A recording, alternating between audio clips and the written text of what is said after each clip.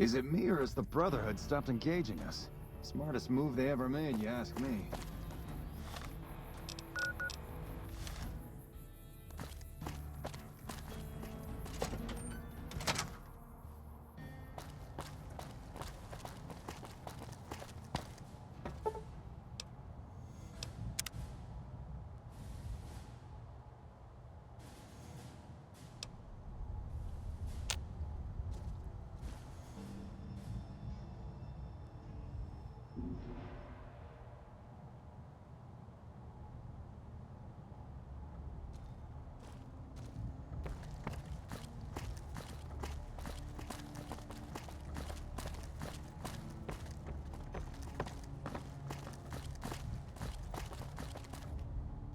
Back west, you don't see too many of these. Lakes, I mean. Natural or man-made. Any kind, really. We neglected the dams or pumped all the water out a long time ago.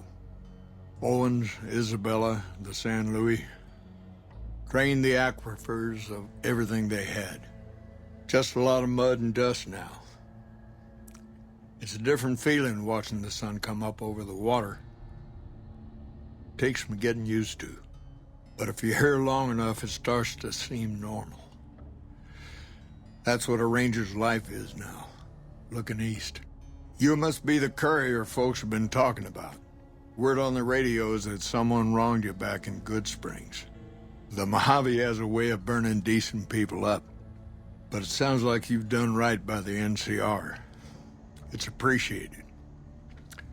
Now what can I do for you?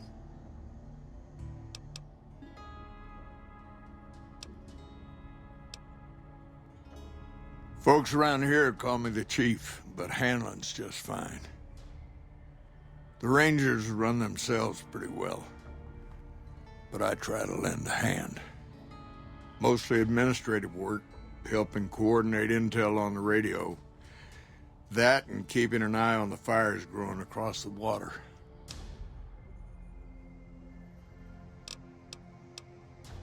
Legion fires. They burn high wherever the Legion goes. Caesar's a hard man to figure out, but he always wants you to know when more troops are at your front door. Shoot.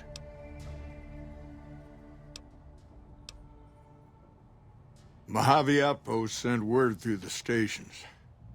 The Rangers coming up from Baja moved through Dayglow a week ago. Some of the patrol rangers have reported that Oliver's power armor heavy troopers are starting to reinforce the front lines. Wish they got here a bit earlier, but that's a Senate for you. They have the best equipment the NCR can get its hands on. Power armor salvaged from our war with the Brotherhood. Techs strip out the joint servos so you don't need special training to wear it. It feels like you're carrying a Brahmin on your back, but it can take a heck of a lot of punishment. The Baja Rangers can do more advanced night scouting and sharpshooting to assist the troopers. Ranger combat helmets are old pre-war gear. They have built-in low-light optics. Makes a big difference.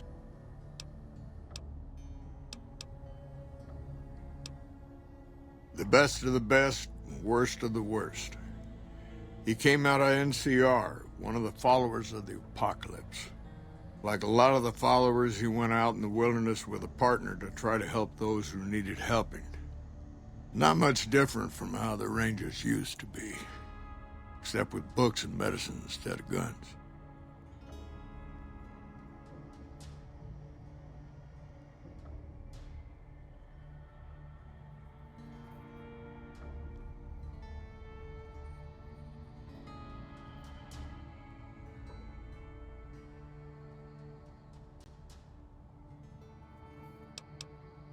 Out to the Grand Canyon. He met a missionary from Utah, a man by the name of Joshua Graham. Graham helped translate for the followers and the tribes. All three of them got nabbed by the Blackfoots down there, back when they were still at war with every other tribe in the Southwest.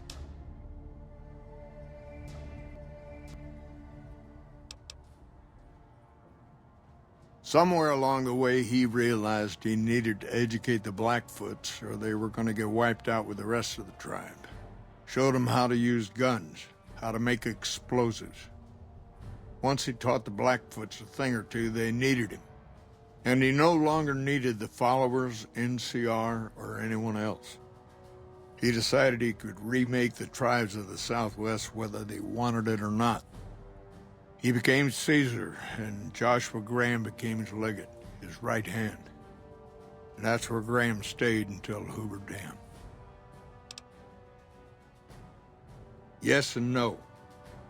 The Blackfoots don't exist anymore, just like any other tribe that gets swallowed by the Legion. Caesar takes the tribal out of the tribe. Scrapes and burns off tattoos, breaks up families, forces mixed breeding so all the old loyalties die away. The only tribe in the Legion is the Legion. Caesar is their chief, father, and god, all rolled into one. Losing the dam was the worst defeat the Legion ever suffered. Graham had been with Caesar since the beginning, but he had to set an example. The Praetorians covered Graham in pitch, lit him on fire, and down into the Grand Canyon he went. It's not that clear-cut. You have to understand, Graham was the toughest son of a gun anyone around these parts had ever seen. Before Hoover, we had 5 kill reports on Graham from Rangers and 1st Recon sharpshooters who tried to take him out. Some folks think he's still alive. Call him the Burned Man.